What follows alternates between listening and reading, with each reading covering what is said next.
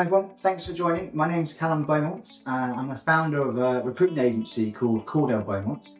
And also recently I've just purchased a property up in Liverpool as a buy-to-let.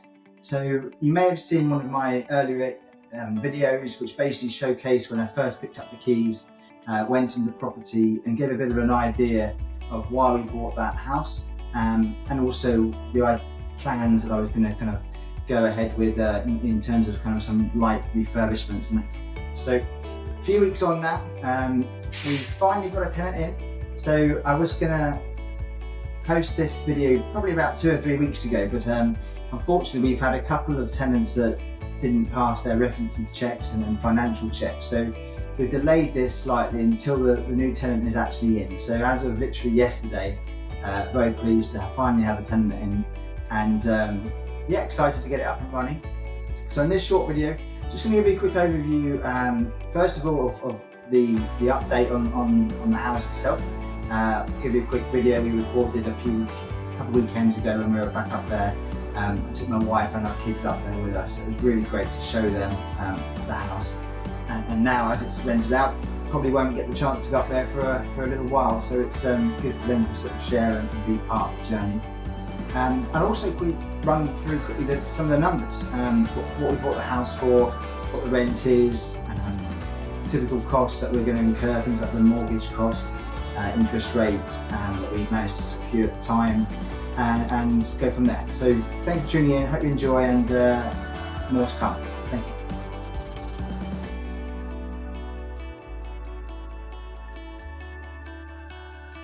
you. And just doing a few last minute updates on the house. We've got a tenant lined up now who should hopefully be moving in the next 3 to 4 weeks or so. In the last video I mentioned a couple of things we were going to do to the property. We did a few things. We didn't need to do as much as I thought we would, which is great. So I'll show you downstairs. We decided to leave it pretty much as is. So kept the same flooring. Pretty much didn't do anything apart from updating a few plugs and things. But what we did do, a lot of it, is the electrics. Had to completely rewire a couple of the rooms and everything, put a new board in up there and just get it all pretty much compliant, which is all done, which is good. Bathroom, the door we are doing, but we're just literally going to get like a seal down the middle, like a brush type of thing, and the estate agents recommended that. It's completely fine, and also put a lock on the door. Everything else is completely the same, apart from all the lights is now all more energy efficient and compliant again, so it's looking good. What else? And then upstairs, again we left this as it was. We revised that it really doesn't need it, and it's apparently very, very common for this area. But the new carpets are in, which is pretty much the only modification we've done up here, or kind of update. So yeah, new carpets. Just needs a bit of a hoover. And yeah, put a new plug in down there. The electrician did. Yeah, before there was no plug there, so we put one in. And then in this room, again, all these plugs weren't working properly, so they've all been updated. That's it. So yeah, nothing major. Yeah, let's look at the numbers. So initially, the property was on for 150,000, based up in Liverpool, as you know. We actually, first of all, we offered 138,500, a few back and forths, and then the seller initially just said that they wouldn't say anything below 145. So we actually kind of walked away for a little while and started to look at other properties, and even looked at some flats and things in the area. But I kept coming back to this one, and I really liked the house. So what we did is we offered 145, which they were looking for, only 5,000 under the asking price, admittedly, but it was really good condition. From my perspective, it looked like it only needed a little bit of updating. And as it's our first kind of buy-to-let and our first kind of venture into property investment, I thought we'd go for an option which hopefully is going to be quite low maintenance. So I really like the fact that they've already updated the kitchen. Bathroom was all nice. The flooring across the whole house was pretty nice, apart from upstairs. So that's why we went for it. Also, it's in an excellent area. in an area called Dingle in Liverpool. Actually, the streets that it's on, there was a program called, I think it's called Red Streets, back in the 80s or 90s. And it's one of the roads where they used to film some of the episodes. So it's got a nice little kind of pedigree with it. Okay, so 145 was the price, 25% deposit.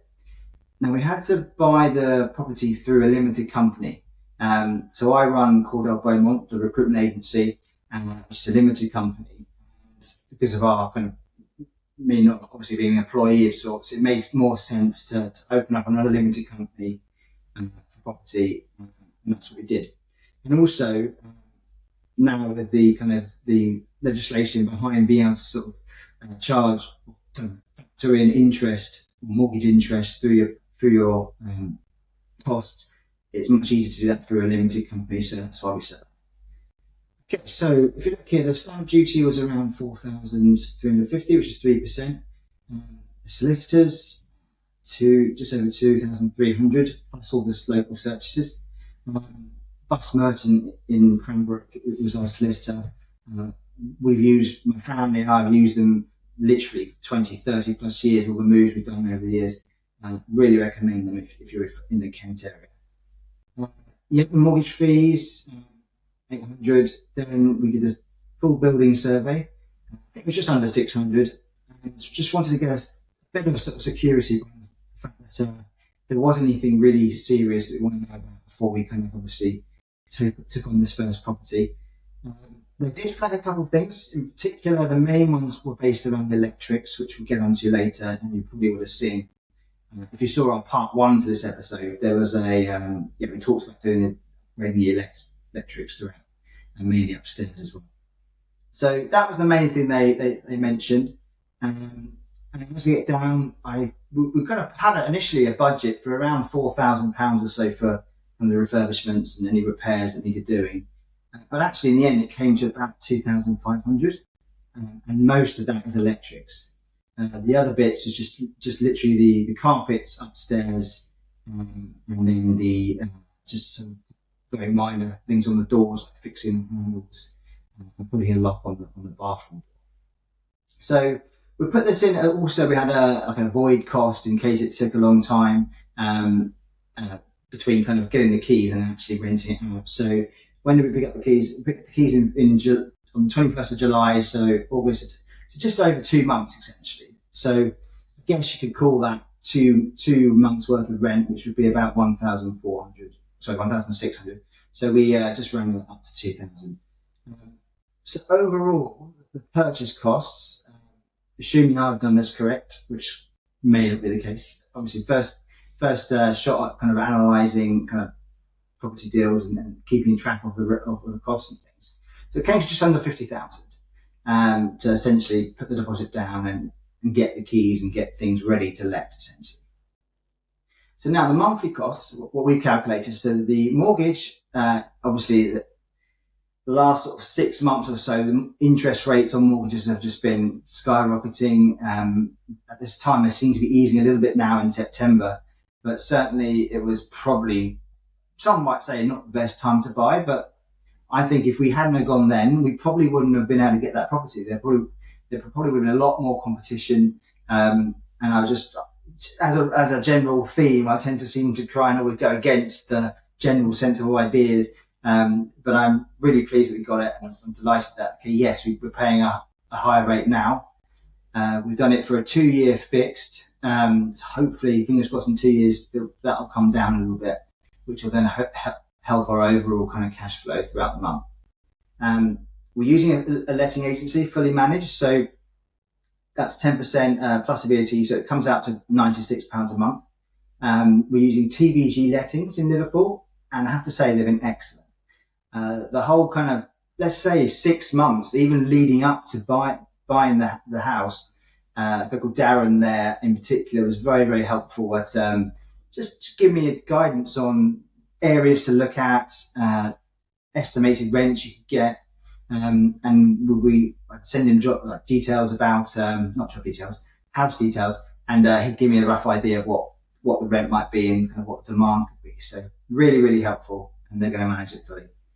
I've just put a little void in case there's any kind of voids or a maintenance, like a little buffer of around £40 a month.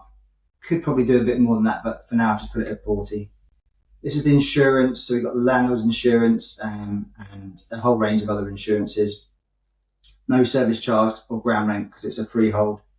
So that comes to 620. So not a huge amount of kind of buffer, really, to be fair, between the rent, which we estimate, or which we agreed, sorry, is £800 a month. And the tenant moved in yesterday, so that's up and running. So the net income is 180, and I'm sure I could have perhaps tried really hard and maybe try to get the house a little bit under the 145 mark, and got perhaps the income a little bit higher than that, but I'm okay with that. It still kind of brings a little bit of income in. We're not planning on taking money out each month. It's very much kind of just to try and build up a little bit of wealth in that property business and hold the property for a long time. That's the idea. So certainly not going to make us rich overnight, but the idea is to try and build up a bit more of a portfolio later on, which we'll talk about in future episodes. So that's where we are for the annual income. Not exactly groundbreaking, but at least it's making a profit. And as hopefully the mortgage rate starts to ease in the future, this should start to go up, and potentially, you never know, the rents might go up slightly, depending on the scenario.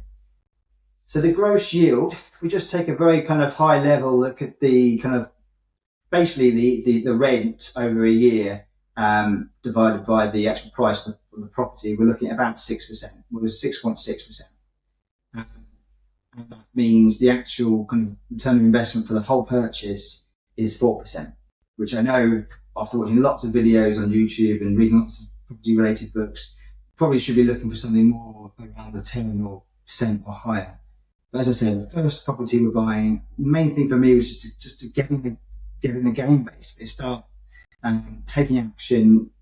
I think a lot of people do kind of just this vision, dream of owning property, and perhaps they never get around to it because lots of people tell them it's a very risky, really kind of challenging business to get into. I'm fortunate to be in a position, and that's mainly off the back of the success of our recruitment agency and the platform that's allowed us to build. So I just thought we're going to go for it, and I think there'll be lots of more exciting things to come. And I've really enjoyed learning about the property industry. I've met some fantastic people. I go to kind of networking events around once a month, to be fair, not too often.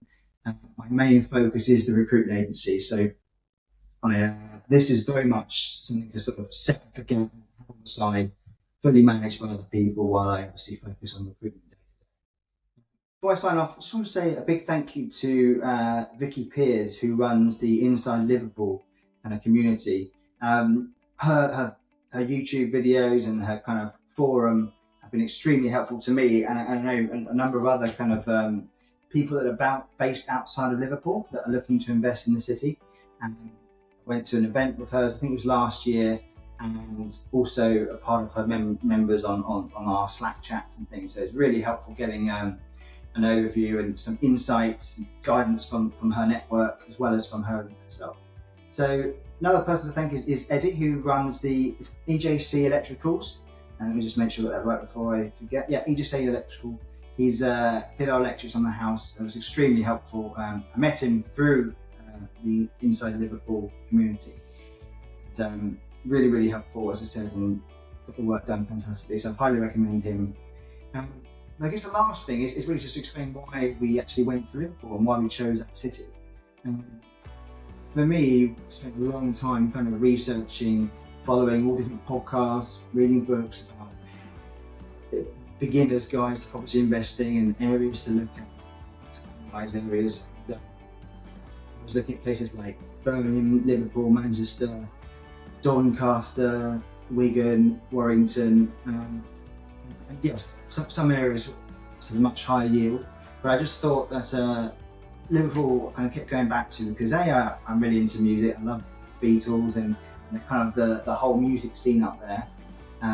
Also, obviously with our recruitment agency and my background in shipping, it's got a huge maritime heritage, so I like that as well. And just every time I went up there, I really enjoyed my experience, really nice people, lots of buzz, lots of people in work there. There's 4 universities, which is a huge plus. So I just kept going back there and thinking this is the place I want us to start. So it may not be the highest kind of yielding now. I would have said probably about maybe 7-10 years ago was the real kind of growth period. But there's still a lot of investment going on there. So we're really happy where we chose, and hopefully it'll do well in years to come. As I said, we have no plans to sell anytime soon. So fingers crossed, it'll make be worthwhile, which I'm sure it will.